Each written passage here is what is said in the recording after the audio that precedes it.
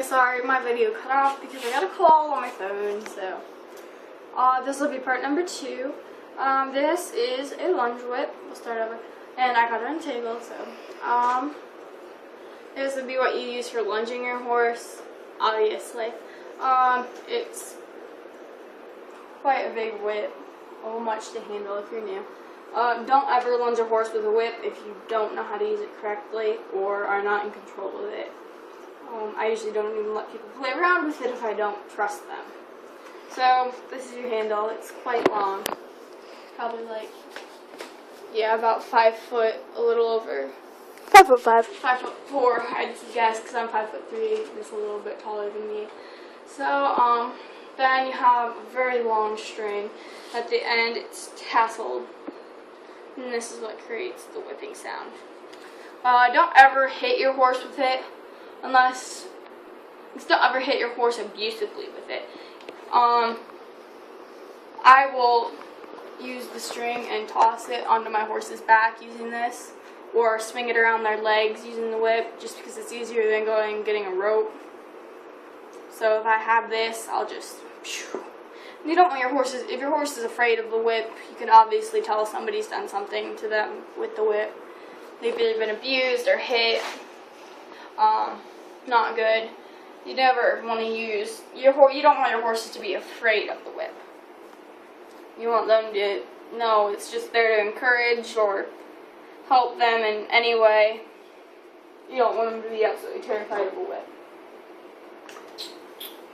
Oh, and then I call it a groundwork whip. I think it used to be a lunge whip, I believe. I'm pretty sure it was, because it's got some harder metal or fiberglass in it.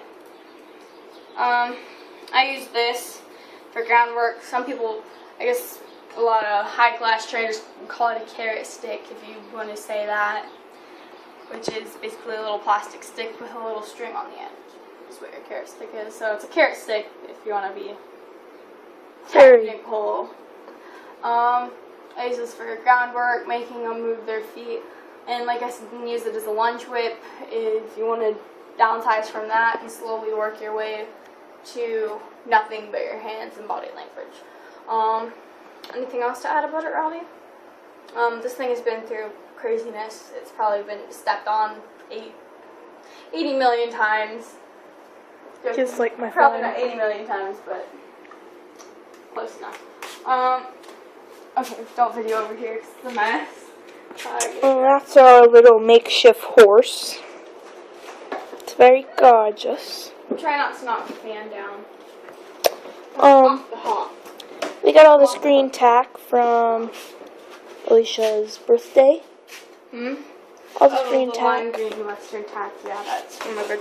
Okay, I know it's a tangled mess right now. I'm trying to get it undone. Okay, there we go. This is a lunge line. It stretches a little bit, not too much. Yeah, it's a lunge line. Obviously, you're gonna lunge your horse with it. Good training aid. Also, another thing, like I said, and if I didn't have my lunge with me, this would probably be the next best thing for desensitizing my horse. Since it's long, just toss it over your horse. Toss it over the horseback. Toss it over your horse's back. Not hitting them with it or anything like that. I guess I'll show you a good way to wrap up a lunge line. Grab it. Start this way and go like this. Wrap it around. It's usually the best and easiest way. And then that kind of gets it like that. And then I usually wrap this through here once or twice. And then you can clip it, like wedge this in there and clip it like that. So then all you gotta undo is unclip it and pull it through. So that's how we do a lunge line. That's our horse again.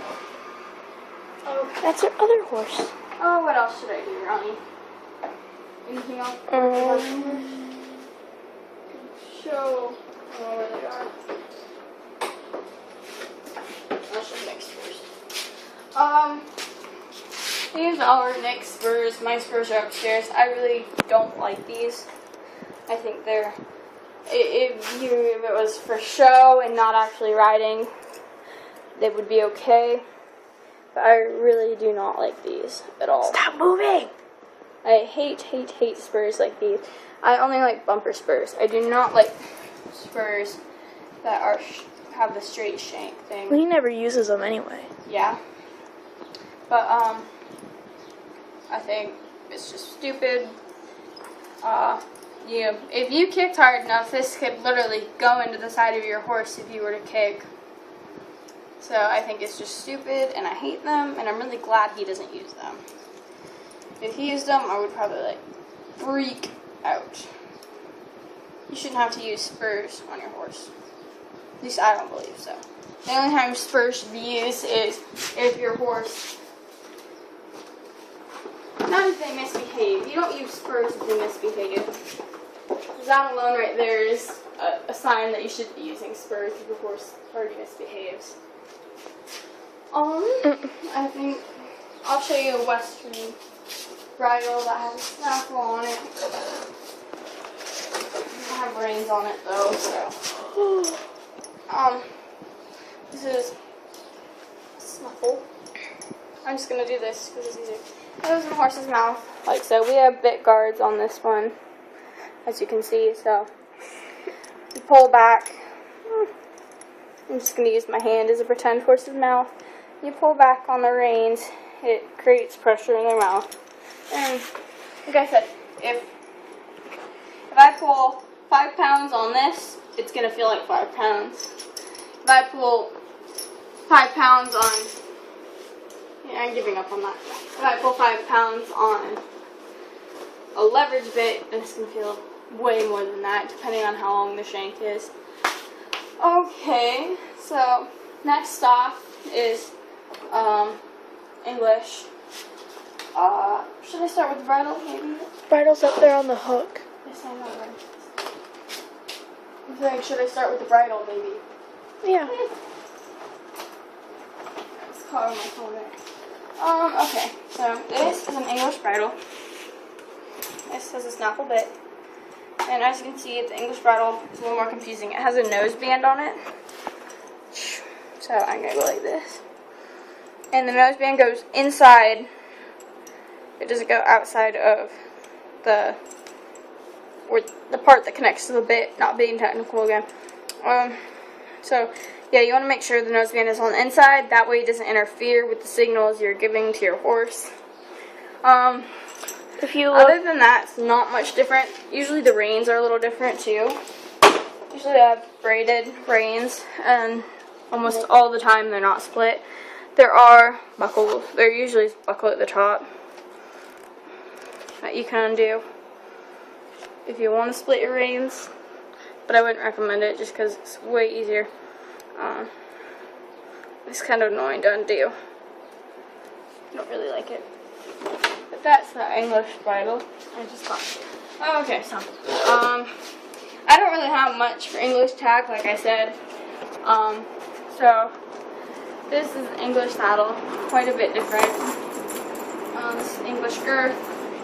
I don't know what we did with the other girth. I think it's in one of those. Some English girths will have elastic, and if you are putting, if you do have a girth with elastic on, you want to put it on the left side. That way when you tighten it up, the elastic's there to help. I guess one thing I forgot to mention yesterday is, okay, I'm going to probably pick this up and put it on my lap so you can come over here. English, they have the billets. Sorry, there's string all over. When you put the girth on, you want to put it on the first and third. That way, if there is an emergency, you say your first billet breaks, you can put it on the second, third, or your third billet breaks, you put it on the first and second. And then you have your billet guards up here. And I'll do a video here quick on how to put together your English saddle.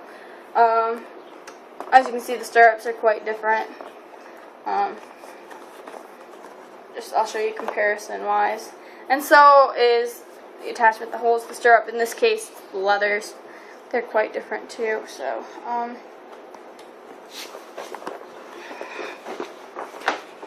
Here's a Western stirrup. And then you have an English stirrup. These are safety stirrups, by the way. But yeah, as you can see, it's a little thinner. And you can get like fillies, their stirrup pads, and that will go inside so there isn't a hole in the bottom, but you don't necessarily need them. Anything else you'd like to say, Ronnie? If you want a schooling handle.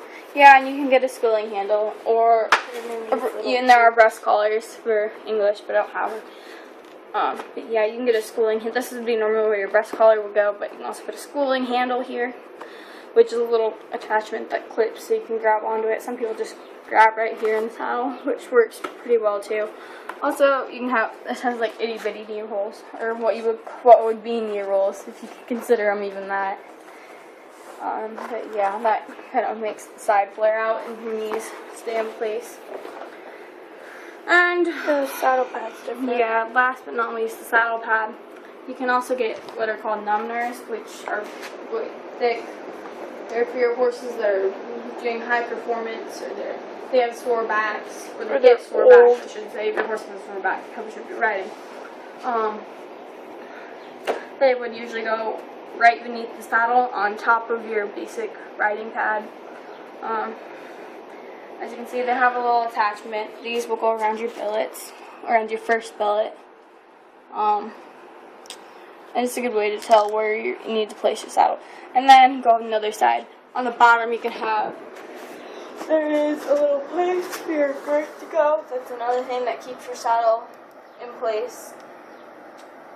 So that's about it. And thanks for watching. Bye.